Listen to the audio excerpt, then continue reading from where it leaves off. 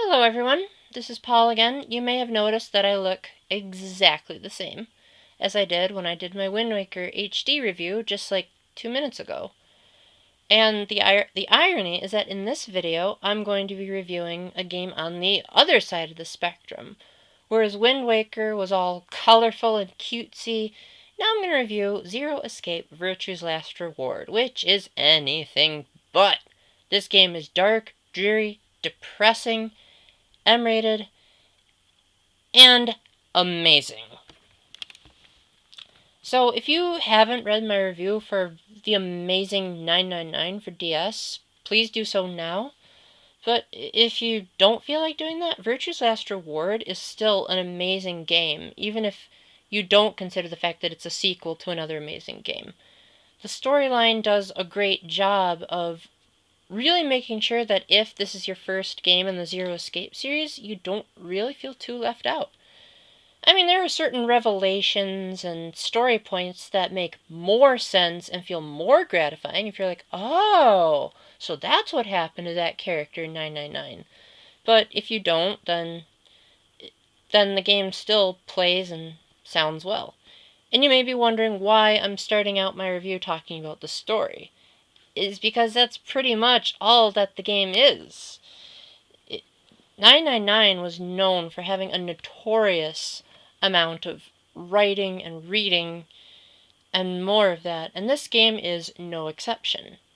Probably the biggest change in that department is now the novel scenes have voice acting. And yes, you can choose the Japanese track. I don't know why you would want to, but apparently some people find that better than the English. I didn't have a problem with the English voice acting most of the time. I wasn't a huge fan of the voice actors for Quark or the Rabbit, as I like to call him, but the rest of them did really good. Like, I was especially impressed by the performances of Kay and Dio, even if Dio does use a lot of F-bombs, but looking past that, I do like his, like, smart aleck type of attitude. And then Kay, the calm, collected type, kind of reminds me of a combination of Professor Layton and Rumpelstiltskin, who are some of my favorite intellectual characters out there. Now, you may be wondering, Paul, this is a video game, so where's the game? So, similarly to 999, the storytelling, yes, it does take up a large chunk of the time, but there are puzzle rooms interspersed, and they work mostly like they did in 999, so I'll just save that review for if you want to learn more. But one of the biggest differences this time is that you have two difficulty modes. You start out on hard, where you get very, very, very minimal hints from the characters. And there's also two solutions to each puzzle. So if you find the hidden solution, then you can get these secret reports, which, if you've played The World Ends With You, this should be a familiar concept, where you learn like little added information, either that the game only hinted at but now they fully explain, or something that will make the upcoming novel sections feel more fulfilling. And even one of the later secret reports even gives a little hint at the upcoming Zero Time Dilemma, which is coming out in almost a month. So what good timing that I finally got around to it. But you can switch to easy mode if you need the hints, because this game can get pretty tough at times. I mean, like 999, you have to know a lot of college level stuff to get through the puzzles. You can't just survive on mostly math like you could in the first game. There's some puzzles that involve stocking up on food, maintaining a proper diet, being able to make the right kind of beverage, decoding a code, even dissecting a frog in one puzzle. And you can still get the alternate solution and get secret files, but you won't get all of them. So that's one area where this game has tremendous replay value, is you could theoretically beat a puzzle on easy and get some of the secret reports, but then you can go back and say, okay, now that I know the solution, I can go back and get more secret reports. Now, part of you may be thinking, well, Paul, that was one of the most annoying things about 999, was replaying the puzzles. And I totally agree, which thankfully this game addresses beautifully. And that's in the form of what I call the flowchart, which basically is like this almost like a family tree, where has this branching thing where you make, sorry, everything's reversed on this webcam. You make one choice here, one choice here, and one choice here, and then that branches off, and then there's a branch here, and it just covers almost every possible decision you can make. And so as a result, once you've beaten one timeline, then you can go back, but instead of replaying the entire game over again, you can just flip to the decision and make another decision, and then go along that path, then beat the game, then flip to another decision. And it works really well, and it even works well with the game's plot, but I'm not going to say any more there, because that would ruin the game for you. Like 999, this is a game that you don't want to just Google it. It's a game that you want to experience, because this has top-notch character progression. I know I took that word for word straight out of Nintendo Power, but it's the truth. Like, for a game that involves such a non-linear progression system, you'd be surprised by the fact that these characters become so well developed no matter what path you choose to take. And some of them you might end up loving at first and hating later, or hating first and loving later, then hating them. And just like in 999, you're wondering, who are all these people? With the possible exception of Clover, because people might be like, yay, Clover's back! That's not really a spoiler, because she appears, like, in the first, 10 minutes of the game, so no worries there. And you might also be thinking, like, I wonder if these guys are related to the characters in 999. What did happen to the characters in 999? There's a lot of really cool suspense built up. Once again, you don't know who to trust, you don't know who's your friend and who's your ally, and things are made even more complicated by the biggest decision maker in the game. Because initially, I was kind of disappointed that you didn't get to choose your dialogue responses in this game, which was a huge draw for me in 999, was being able to choose what I wanted to say, and that would affect what ending I got. But you've got something even more challenging, and that's called the Ambidex game. Because this still has a nonary game, which may seem like an overused concept, but trust me, there's enough differences this time where it doesn't feel like a total rehash.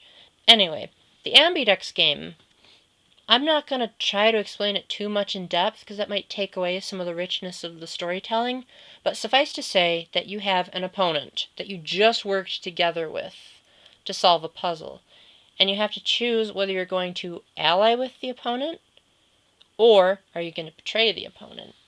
And